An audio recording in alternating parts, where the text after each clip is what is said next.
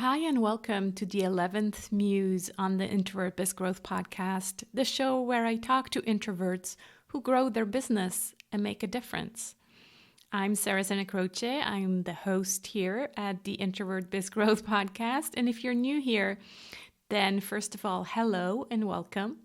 And second of all, I want you to know that this is not the usual format of my regular episodes.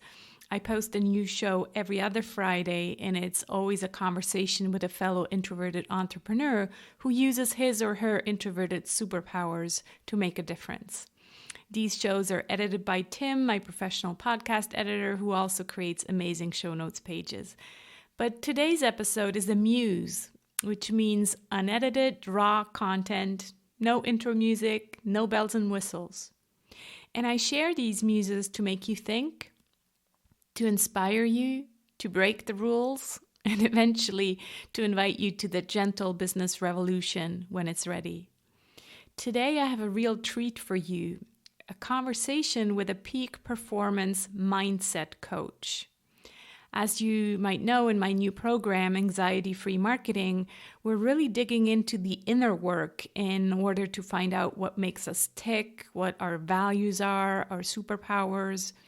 But we also look at what's holding us back, what we're afraid of and anxious about. And a common theme for introverts is related to limiting beliefs. Like, why do we undersell ourselves?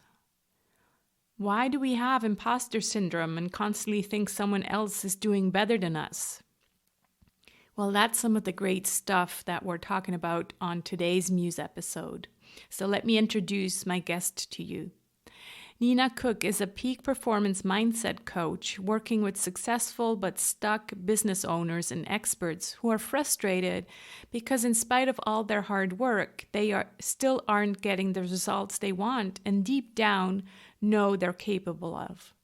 Her superpower is digging deep to find the root cause of why they're struggling, and then showing them how they can clear out their subconscious gridlocks to leverage their thinking to create more profits, freedom, and success.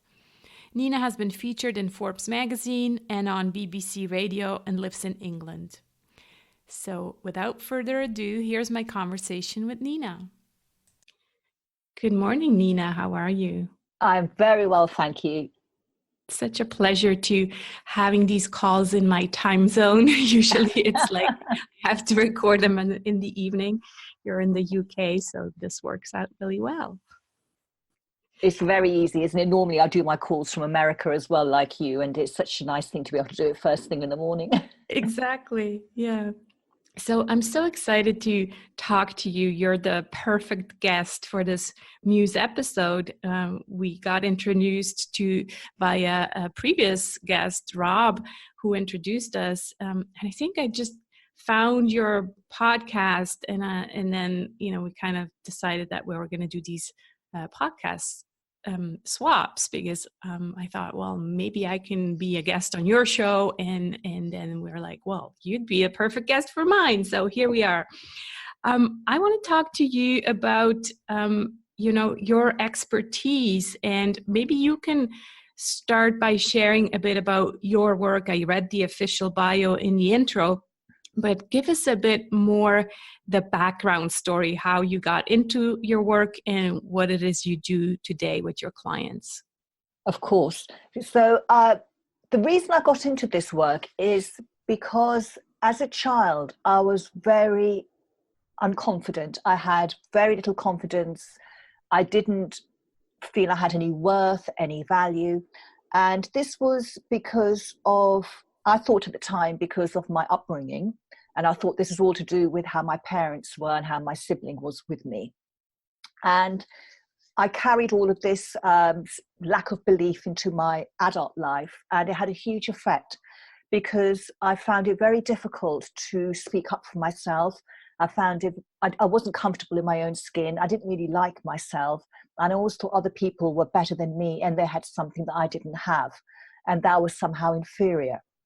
As you can imagine, this had a big impact on my relationships, where I worked, I wasn't able to put myself forward for promotions. And although I did very well at work, I could have done a lot better. Mm-hmm. And when I had children, I would look at them when they were very young, and they would just have this amazing self-confidence.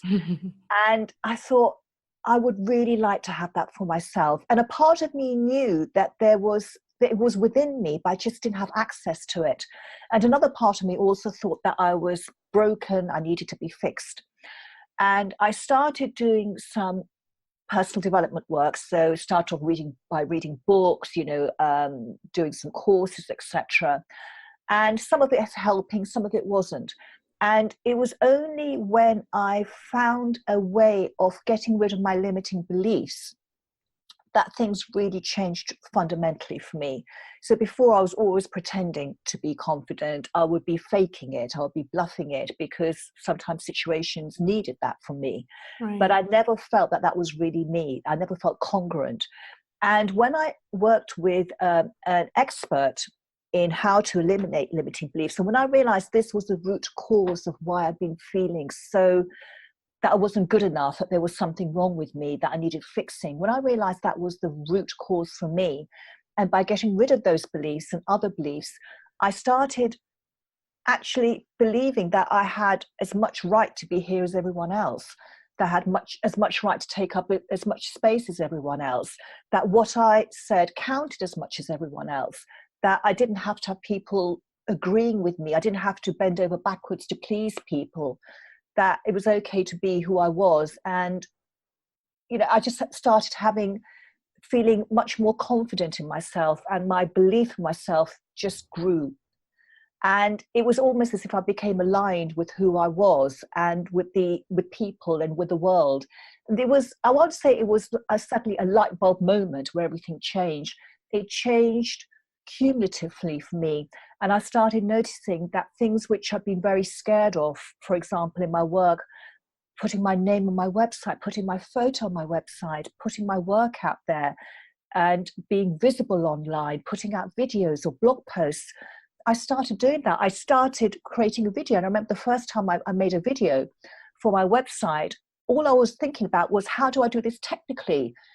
And I wasn't worried about putting my work out there and people's reaction and their judgment. That wasn't bothering me. It was just like, how do I get the sound quality to work? How do I position the camera properly? Which were logistical issues. Right. But I had the confidence to do it. And I knew everyone wouldn't like my work, and that was fine. So it was just being okay with all of that and accepting it. And it was just a massive turnaround in my thinking. And when I changed my thinking, then actually the reality I was seeing through my eyes changed completely. And it went from being a world where I didn't feel safe to a world, well, yeah, this is okay. Things are going to happen. Things will blindside me every now and then, but that's what life is all about. And it's not that's the issue. It's how I choose to respond to it. That's the issue. And I've had the confidence that I could respond in a measured way and get through everything that came into my life. Right. Yeah, it's such a great place to be, rather than being in this place of anxiety, right? Yes, a place of anxiety and fear. I realized I'd lived my life through fear of upsetting people, fear of being noticed, because if I was noticed, I might get into trouble, fear of being criticized and judged, fear of not living up to people's expectations. I'd lived my life through fear. I'd made my decisions through fear. And I can't say that everything is perfect, and that I don't have fearful thoughts, and I don't have resistance. I do, but it's stuff that I'm aware of now, and I can see where it's coming from, and then I know I can do something about it. Right. Yeah. So in my new program called Anxiety-Free Marketing, that's exactly also what we're working on, right? Because marketing to a lot of people in my audience gives them this feeling of anxiety. And when I put my program together, I realized exactly what you said. Well, a lot of that comes from inside of us, right? The last 10 years in my business, I've been focused on doing things. What I realized in the last 3 years is that it's all about being as well. So in this new program, I really try to combine the inner work, the being, with the outer work, which is the doing. So for example, in module number 2, we're talking about our superpowers, but so this is kind of getting to know who you are, what your values are, what your strengths are, skills, etc. But we're also talking about blocks, challenges, and limiting beliefs. And this is really the essence of your work, and which is why I'm so grateful that you're here. So I'd like to dig a bit deeper into 2 or 3 of these topics, if that's okay with you. Absolutely, yes. Wonderful. So let's start kind of with this anxiety. We already kind of mentioned it, but I think it's a big overarching theme. So anxiety or fear related to being seen in a big way. And obviously, if you're in a business, this has to do with marketing. So when people come to you with this fear of, having to show up, what's the work that you do together? The work that we do together is going deeper into why they're feeling anxious and why they have this fear of being visible and being seen. Mm-hmm. So I look at that, the fear or the anxiety of being visible. I see that as the tabletop. And then the legs of the table are the limiting beliefs that are causing this behavior. So the limiting beliefs around feeling anxious about being seen could be beliefs like it's scary to be visible. Mm-hmm. People don't want to hear what I have to say. The fear of rejection. So these are different fears that I will find with each individual client. And the limiting beliefs, and I'm sure your listeners know all about limiting beliefs, but for me, they are so-called truths that we believe to be true about ourselves, that we feel are part of our identity and that we can't do anything about those things. But in fact, those limiting beliefs are actually big fat lies. They are lies that we've innocently concluded to be true about ourselves. Most of them will be the self-esteem beliefs, will be beliefs we formed in the first 6 years or so in our lives, when we were just sponges. We were taking on board everything that people were saying about us, around us. We were observing, coming to conclusions about why, for example, a young child may her parents may be too busy to play with her. This may happen regularly. So she may start thinking, why are they too busy to play with me? Oh, it's because I'm not important. Mm-hmm. She forms that limiting belief, and then she carries that into her adult life and keeps looking for more and more evidence that she's not important. If you believe you're not important, then you're not going to feel comfortable or confident about putting your work out there, about putting out your services, your the way that you see the world, your offerings, because you're worried that people aren't going to be interested, or they may criticize you, or they may not agree with you, and then there could be repercussions and there could be consequences which you don't want to face. Therefore, it's much easier to play small and stay under the radar.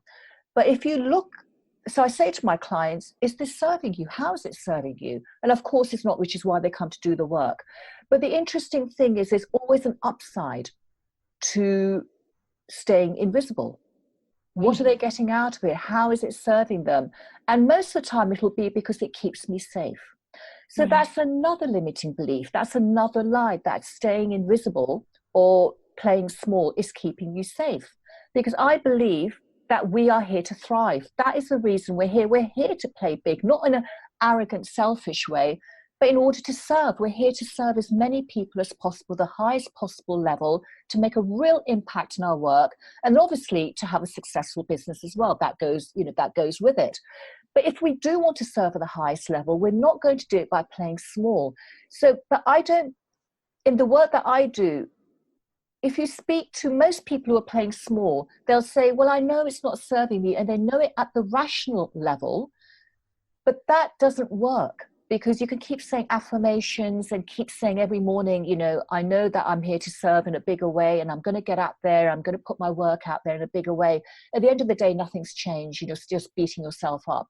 The change has to be made, I think, at the experiential level, at the unconscious level, because when you make change at that level, then you don't have to use willpower or determination to keep that change in place. It just automatically kicks in. And then your rational mind It's picking up from your subconscious and saying, actually, it's okay to put my work out there. It's okay to make videos. It's okay to put out blog posts. It's okay to talk to my lists. It's okay to do a talk on a stage, because I truly believe, I'm passionate about what the work that I do. And some people aren't going to agree with me, and that's okay. That's perfectly safe. But while some people resonate with me and they'll want to know more about it, and that's great. So there's no resistance to doing it. There's only an upside. And if things don't work out, say you put out an offer, maybe you're launching a new program and you don't get as many people signing up for it as you want to, that doesn't mean anything about you. That doesn't mean you're a loser. That means it's never going to work for you. It's just, what can you take from this? What can you learn from this event to move forward? So it's that sort of mindset that I can take big, bold action. Some of it will work, some of it won't. Some people will agree, some people won't. And that's okay, because I'm just so passionate about what I do and I believe in it. I'm putting out my best work with great integrity. And that's all good. Yeah, wow. There's so much in there that I want to underline and kind of comment on. So the first thing you said, it's it's okay to show up. It's okay that some people will like what I share and others won't.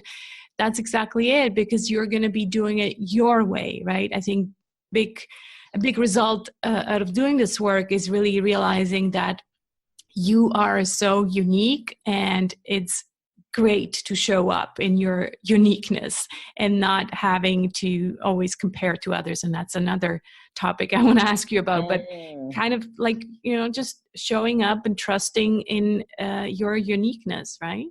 Yeah, that's a brilliant point, because we are unique. Each one of us has unique thinking. There are over 7 billion people on earth, and each one of us has unique thinking. There are no two people who have exactly the same thinking. And we have this amazing gift of free thought, of unique thought.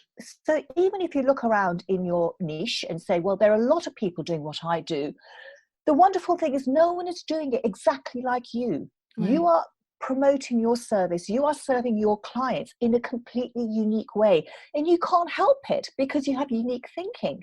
Right. It's just a given. So we can spend so much time and energy comparing ourselves with other people who we believe are more successful, who are getting better results, or maybe getting quicker results than us, or have more people in their program. And we can exhaust ourselves and really feel that, what's the point of doing my work? Because someone else is doing it better than me. They're going to be attracting the clients and I won't be heard. But that's not true, because there are people who will resonate with your message more than someone who may be more successful than you. There is plenty of space for everyone in this world. There are plenty of clients to go around. So this feeling of scarcity and lack, it's just a made up thought. It's not really true, because there are business owners here who don't believe there's a scarcity and lack. And if it was a universal truth, we would all be feeling the same. So it's not, it is something which is a thought that's coming from within you. And it's almost, I would say, if you have a gift that helps to transform clients' lives, why would you keep that hidden? Why not go out there and help as many people as possible and be paid well for doing it? It's just a win-win for everyone. So thinking about competition and worrying about them is such a tremendous waste of energy and time.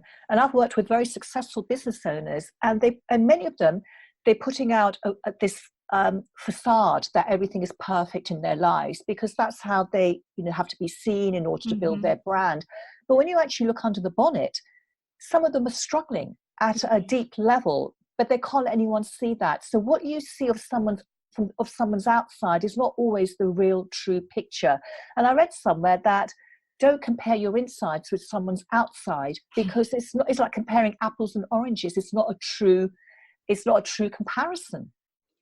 Yeah, that is so deep, and it's true. We work on that whole comparitis as well, because I think it's a big topic in marketing as well, because we keep seeing everybody else's message, and they're doing Facebook Lives. Oh, so I should be doing Facebook Lives. They're doing webinars and filling them with hundreds of people. Oh, they're doing much better, and just kind of, first of all, realizing that your definition of success might not be the same one as someone else's. I think that already helped me, really kind of just say, I'm just doing my thing. And my definition of success is probably not like the same as someone else's. For me, freedom is really important. And so, that might not be the same for someone else. So that's the first thing. And the second thing, what you said is like, who says that they're so successful? You're only seeing the tip of the iceberg. And then underneath, there's a whole other, side to it where maybe they're not as happy as they pretend to be. So very important lesson there about comparing and imposter syndrome and all of that. I want to go back to what you mentioned about affirmations, because there's this whole other movement, the positive thinking and affirmations movement. And I'd like to go into, comparing your work maybe to this positive affirmations movement. So what is different, and what do you think needs to be done on the deeper level, maybe in combination with doing affirmations? I'm not completely against affirmations. I think I have a mantra, right, that I write on my daily planner every day. I think they're still there to support us, but I do agree with you that there needs to be some deeper work as well. So what's your opinion about that? I'm not against affirmations at all. I think they can be amazing. For me personally, when I started doing my personal development work and I was saying affirmations, I was writing them, they didn't have much impact for me personally, but they may work brilliantly for other people. So I'm not knocking them at all. And I think they can be amazing. When I was doing my affirmations, my inner critic would be kicking in and saying, oh, but that's not going to work. Oh, but that's not true. Oh, but can you remember when that happened? And, look at the evidence, that, things aren't getting better and better every day, etc. So for me, that inner critic kept kicking in with me. So the affirmations didn't work so well for me. For me and for my clients, it has been the deeper work where it takes place on the experiential level, at the feeling level, where you can really feel the change. So when you go from believing I'm not good enough to believing actually I am good enough, I'm as good as everyone else, of course, that's the truth about me. When you get that fundamental shift inside of you, then that is the work that stays in place. That's a permanent change. Affirmations are brilliant, as you said, writing them on your daily planner, when you're doing your morning routine, if you're doing some personal development work before you start work every morning, which I like to do. They are brilliant. And, saying positive things as you're going through your day is so much more powerful than saying negative things to you. So, of course, they're really important. Right. For me, what I love to do, rather than say affirmations, I love to lavish gratitude on things during the day, and I will be grateful for everything. When I remember, I sometimes forget. I get into that negative spiral of thinking. But what I'm pretty good at is, because my awareness is so high around my thinking, is I'm able to pull myself quite quickly out of a negative thinking spiral and say, okay, focus on what I'm grateful for. Mm-hmm. And immediately I can look around me and see tens of things that I'm grateful for. I can look at my computer screen and say, what an amazing thing I have here. I can do my work. I can be mobile around the house. I can take my laptop with me and work in any room in the house. I've got so much information on here. Look at the pen, look at the paper. I can write. What a gift I have of being able to write and read. So immediately, as soon as I start feeling grateful for what I have around me, and it doesn't have to be big things. It doesn't have to be, oh, I'll be really grateful when I book in that client. It can just be anything you see through your eyes right now. It can be the color of my jumper. It can be absolutely anything. And that brings me into the present moment, and that shifts my mood. And I carry on doing this grateful exercise until I get a smile on my face. And when I get a smile on my face, then that's it. I've cooked some really good feeling. I've banked some good feelings, if you like. And that is something that really helps me personally to keep being appreciative of what's around me. Affirmations, absolutely brilliant. If they work for you, carry on doing them. And I think they do play a part. But for me, the deep, deep work of changing your beliefs at your subconscious level, that's the work for me and my clients. That's made a huge difference in terms of our businesses, our relationships, how confident we feel in ourselves and our own self-belief. As I'm listening to you, I realize, I think the reason why not more people are doing this deep work is because it's painful. It's much more painful than just, repeating affirmations every day. It is going deep and, like you said, go to the emotional level. And so these old stories will come up, and until you digest them or let them go, you have to feel. And I think that's what some people maybe shy away from, or they think they don't have to do it in order to get the results. So, what do you think? The method that I use to get rid of limiting beliefs is not painful at all. It's a very easy technique that I trained in because they worked for me, and I could only use those techniques that have worked on me on my clients because I have to believe in them 100%. And it's not painful at all. You can get rid of a limiting you can get rid of a limiting belief in 15-20 minutes without having to go deeply into the past at all, because the technique just takes you through it step by step. It's very logical. There is nowhere for the truth to hide. The truth has to come out at the end of the exercise about who you truly are, the magnificence of who you are. And the other thing I think we do as business owners is we tend to rush past our thinking because we're so busy doing. As you said, we're doing and not being enough. Mm-hmm. And when we're busy doing, then we're working on the next activity, the next strategy. We're maybe buying a new program, we're implementing, maybe taking on a new team member. We're doing. But we don't stop to think about our thinking. We rush past that very, very important thing. And as we know, every activity you do starts with a thought. So if your thinking is at a level that you're not happy with because it's not giving you the results that you want, then go back to the root cause of your behavior, which is your thinking, and look at that and do your work on your thinking, because that will change your behavior. So rather than keep on doing the same thing which isn't working for you, chasing down the next shiny object, then just stop and become aware of what you're thinking, because that is driving everything in your life. It's your most powerful, amazing asset, your thoughts. Nothing compares in this world to your thinking, and we don't pay much attention to it. And if people were to be able to take some time out to focus on their thinking and even write down, just do a brain dump of your thinking, write it down, and you will start seeing limiting beliefs in your thinking. Mm-hmm. And then you have the opportunity to do something about that. You can do a brain dump and say, okay, that's what I'm doing, and then just carry on with what you were doing. That's absolutely fine. But if you were to see exactly what you're thinking, you would be amazed at the amount of negative, critical talk you have about yourself, which you wouldn't say to anyone else ever. And yet you say it to yourself. And that is what's driving your results. Yeah, so true. I've taken this training called Train Your Brain, and it's amazing. Yeah, it's just, and once you do this kind of work, you're being so much more aware. You're still doing the negative thinking, but you're more aware of it more quickly, and you're like, oh, yeah, there's the negative Nelly again. Let's change that thought into something more positive.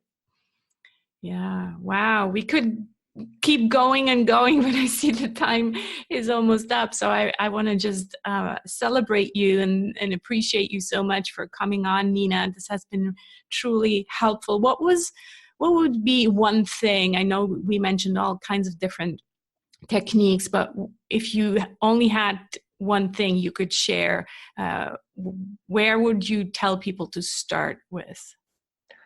I would tell people to start looking for evidence of what's going right for them. So if they're worried about their business in any way, maybe they don't have as many clients, maybe they're not feeling confident about putting their message out there, maybe they believe that they can't really help people, maybe they worry about the income that they're getting, to just look at the evidence of how much great work they've already done. So whether it's, pulling together testimonials, looking at their testimonials, looking at that time when they helped someone, whatever it is, just get that in front of you, so you know that there is evidence that you're doing great work. And when you have that evidence in front of you, use that to get the momentum in your business to do the next thing. And this is something which sounds so simple, but because we have limiting beliefs, we're always looking for evidence to back up our limiting beliefs. So if we believe that no one's going to pay us that much, therefore there's no point charging that much, we have to maybe give discounts, then you're going to keep looking for evidence of when a client asked for a discount or when they said it was too much. So look for evidence of when a client paid what you wanted them to pay and the result that they got working with you. Look for evidence when you've paid someone to be your coach and the result that you got. So you know that this works. You know that coaching works. You know that consulting works. Keep looking for evidence and seeing that this is how you can be. This is how you can start thinking. How you can start changing your thinking, and you will be amazed when you start making that switch based on evidence, how far that can take you. Yeah. I want to just read a quote that I have sitting here on my desk. It goes like this: set a goal so big that you can't reach it until you become the person who can. I have this as a reminder to really work on the being and not always push more and not always do more, right? I think that's a good way to end our conversation.